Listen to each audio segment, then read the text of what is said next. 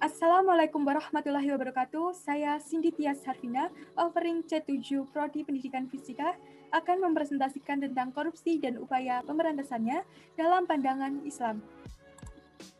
Jadi, kompetensi dasar yang diharapkan telah mengikuti perkuliahan ini adalah mahasiswa mampu memahami konsep korupsi, kemudian mahasiswa mampu menganalisis perilaku-perilaku korupsi, dan mampu mengambil keputusan secara bertanggung jawab dalam bidang moral yang berkaitan dengan pemberantasan korupsi.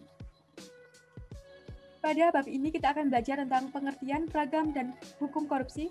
Yang kedua adalah motif-motif korupsi. Yang ketiga adalah bahaya korupsi. Dan yang terakhir adalah upaya menumbuh kembangkan sikap anti korupsi.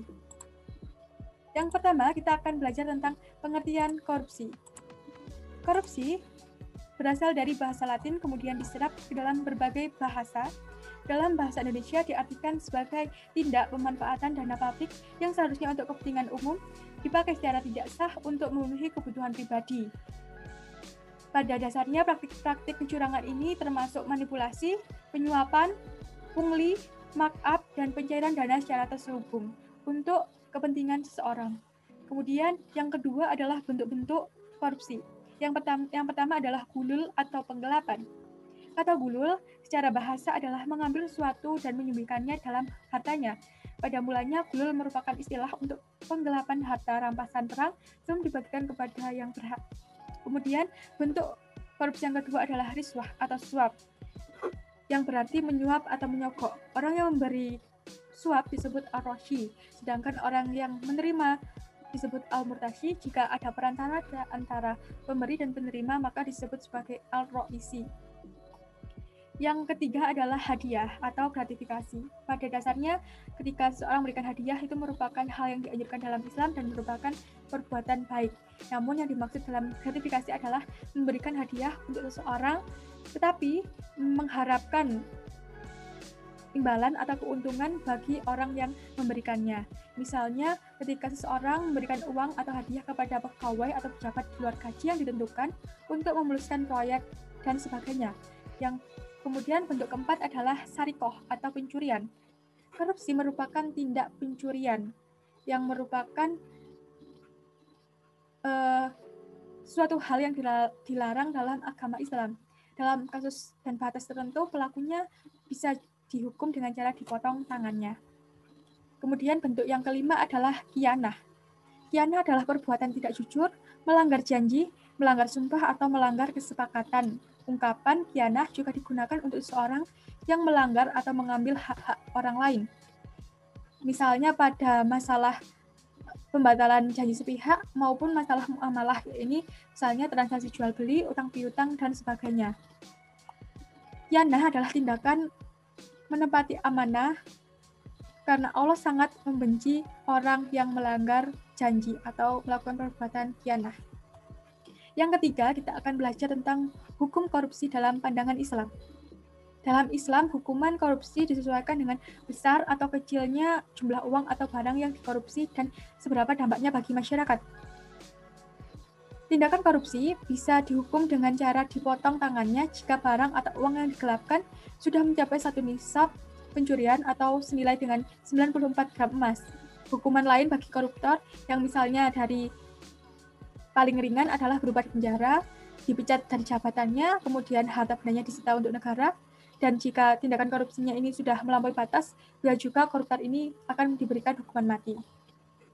Kemudian kita akan belajar tentang motif-motif korupsi. Jadi, motif-motif korupsi ini bisa karena motif internal maupun motif eksternal. Motif internal adalah motif atau faktor-faktor yang muncul dari diri pribadi orang yang melakukan korupsi. Faktor-faktor yang menimbulkan motif internal bisa karena sikap terlalu mencintai harta, kemudian sikap tamah dan serakah, kemudian pada kehidupan sehari-hari orang yang melakukan korupsi ini sudah bersikap hedonis dan konsumtif, dan juga mungkin bisa saja karena kurangnya pemahaman agama dan hilangnya nilai kejujuran. Sedangkan nilai eksternal bisa disebabkan karena pengaruh seseorang atau faktor dari luar, misalnya adanya kesempatan karena sistem yang rapuh, yang kedua mungkin karena faktor budaya yang sudah mendarah daging, korupsi, kemudian yang ketiga adalah faktor kebiasaan dan kebersamaan, dan juga bisa dipengaruhi karena penegakan hukum yang lemah. Kemudian kita akan belajar tentang bahaya korupsi. Bahaya korupsi ini ada yang bermacam-macam. Yang pertama adalah bahaya korupsi terhadap individu. Yang pertama dan yang sudah pasti adalah pelakunya akan masuk neraka. Kemudian ketika seorang memakan barang haram, tidak akan mencapai derajat takwa, kemudian akan kesadaran beragamanya sempit, dan yang terakhir, maka amal ibadahnya ditolak dan doanya tidak diterima. Kemudian yang kedua adalah bahaya korupsi terhadap kehidupan generasi muda. Kita tahu bahwa generasi muda merupakan pondasi suatu bangsa. Maka jika budaya korupsi ini sudah membudaya dalam jangka waktu yang panjang, maka hal ini bisa menyebabkan menjadi tumbuhnya sikap tidak jujur dan tidak bertanggung jawab. Jika negara ini dipegang oleh generasi muda yang seperti itu, maka bagaimana masa depan suatu bangsa tersebut? Kemudian yang ketiga adalah bahaya korupsi terhadap kehidupan bermasyarakat. Banyak penelitian di berbagai negara yang menunjukkan bahwa korupsi memberikan pengaruh negatif terhadap rasa keadilan sosial dan kesetaraan sosial, yang menyebabkan perbedaan yang tajam di antara kelompok sosial dan individu dalam bermasyarakat. Kemudian korupsi juga membahayakan standar moral dan intelektual masyarakat. Jika korupsi ini merajalela, maka tidak ada nilai utama atau kemuliaan dalam masyarakat, sehingga menimbulkan iklim ketamakan, egois, dan memandang rendah orang lain. Kemudian ada bahaya korupsi terhadap sistem politik. Jika praktek korupsi ini meluas dalam politik seperti pemilu yang curang, kemudian adanya money politics, dan lainnya akan menimbulkan kekerasan pada masyarakat oleh penguasa dan tersebarnya korupsi. Selain itu akan memicu terjadinya instabilitas sosial politik dan integrasi sosial. Bahkan dalam banyak kasus, hal ini menyebabkan jatuhnya kekuasaan pemerintahan secara tidak terhormat. Kemudian ada juga bahaya korupsi terhadap sistem birokrasi administrasi. Jika birokrasi ini telah dikuasai oleh para koruptor, kemudian maka prinsip dasar birokrasi yang rasional, efisien, dan kualifikasi tidak akan pernah terlaksana, sehingga kualitas layanan publik akan mengecewakan.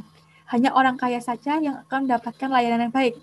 Sedangkan mereka yang tidak mampu mereka akan tidak diberikan pelayanan sebaik orang yang sejahtera, sehingga akan menyebabkan meluasnya keresahan sosial, ketidaksetaraan sosial, dan akan memunculkan kemarahan sosial yang menyebabkan jatuhnya para birokrat.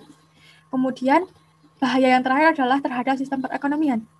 Jika korupsi berdampak terhadap perkembangan ekonomi, maka akan banyak sekali proyek-proyek atau pembangunan yang melandasi dasar perekonomian akan terhambat dan tidak terlaksana, maka perekonomian yang diharapkan dari proyek tersebut tidak akan tercapai. Selanjutnya, kita akan belajar tentang yang terakhir, upaya menumbuh kembangkan budaya anti korupsi. Sebagai generasi muda, khususnya sebagai mahasiswa, kita juga bisa membudayakan anti korupsi dengan cara yaitu anti mencontek, plagiasi, dan titip absen.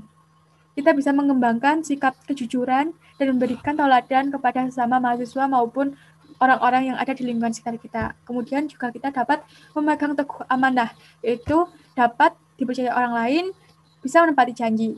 Amanah ini dibagi menjadi 3. Yang pertama, amanah terhadap Allah Subhanahu wa Ta'ala, amanah terhadap diri sendiri, maupun amanah kepada sesama manusia. Tibalah kita kepada kesimpulan. Jadi dalam pandangan Islam, korupsi merupakan suatu tindakan yang tidak baik. Dan kita sebagai mahasiswa harus menumbuh kembangkan budaya anti korupsi sejak dini. Dengan cara menghindari mencontek, menghindari menitip absen, dan menghindari plagiasi.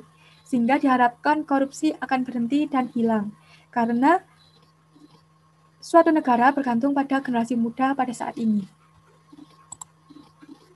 Demikian presentasi dari saya. Jika terdapat kesalahan, saya mohon maaf. Wassalamualaikum warahmatullahi wabarakatuh.